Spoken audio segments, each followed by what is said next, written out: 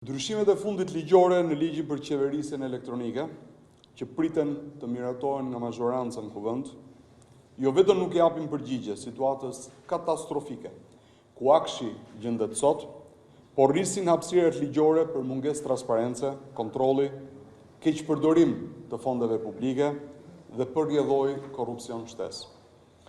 Sikur të mos mjaftoi fakti që Akshi praktikisht ka dorëzuar sot të gjithë infrastrukturën e tij tek kompani, pronarët të cilëve janë në kërkim nga drejtësia, të provuar që kanë bashkëpunuar me krimin e organizuar.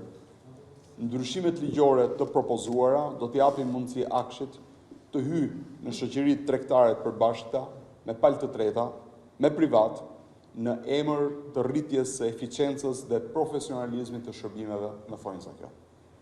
Së pari, hyrja në marrëdhënie të tilla tregtare në shoqëri aksionare të përbashkëta, edhe në rastin e qëllimeve më të mira, është shumë problematike sepse modele të tilla të menaxhimit praktikisht kanë dështuar gjithmonë në Shqipëri.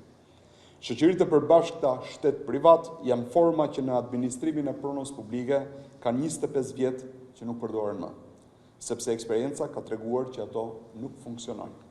Së dyti, kush do të përcaktojë dhe me çfarë mekanizmi do të përcaktohet vlera e aksioneve? Një kompani ku Akshi zotron 51% të aksioneve, sa vlen pjesa e mbetur prej 49%, kush e vendos vlerën e një aksioni?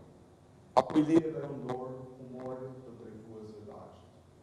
Së treti, këto kompani praktikisht do të shmangin edhe sistemin e prokurimit publik, sepse zotrohen nga shteti.